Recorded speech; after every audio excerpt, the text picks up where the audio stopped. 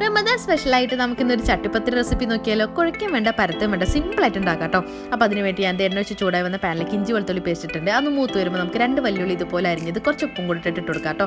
നല്ലതുപോലെ ഇളക്കി കൊടുക്കുക. കുറച്ച് ക്യാരറ്റും കൂടി ഇട്ട് കൊടുക്കുക. ഇനി നമുക്ക് വേവിച്ച് വെച്ച ചിക്കൻ, അത് മഞ്ഞപ്പൊടി ഉപ്പ് ഇട്ടിട്ടൊന്ന് വേവിച്ച് ക്രഷ് ചെയ്തെടുത്താൽ കേട്ടോ. അതിലേക്ക് മഞ്ഞപ്പൊടി, മുളക് പൊടി, ഗരം മസാല, കുറച്ച് കുരുമുളക് പൊടി, മല്ലിയില ഇത്ര ഇട്ടിട്ട് നല്ലതുപോലെ ഇളക്കി മാറ്റി വയ്ക്കാം കേട്ടോ.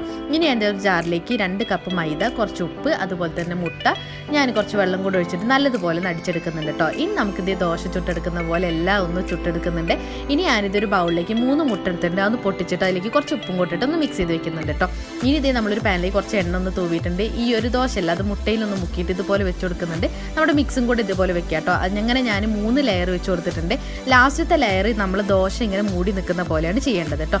എന്നിട്ട് നമുക്കിതേ ബാക്കി വന്ന മുട്ടയിലേക്ക് കുറച്ച് മല്ലിയില ഇട്ടിട്ട് നമുക്ക് ഇതുപോലെ ഒന്ന് ഒഴിച്ചു കൊടുക്കാവേ. ഇനി ഇതേ വേവിച്ചെടുക്കുക. ഒരു സൈഡായപ്പോൾ ഞാൻ ഇതുപോലെ ഒന്ന് മറിച്ചിട്ട് കൊടുക്കുന്നുണ്ട് കേട്ടോ. അപ്പോൾ അത്രയേ ഉള്ളൂ, സിമ്പിളായിട്ട് ഉണ്ടാക്കാം. ഇനി ഇത് മുറിക്കുക, കഴിക്കുക. അടിപൊളിയായിട്ട് ടേസ്റ്റി ആയിട്ട് കഴിക്കാൻ പറ്റുന്ന ഒരു റെസിപ്പിയാണ് കേട്ടോ. നിങ്ങൾ ട്രൈ ചെയ്ത് നോക്കൂ. അടുത്ത വീഡിയോ ആയിട്ട് കാണാം.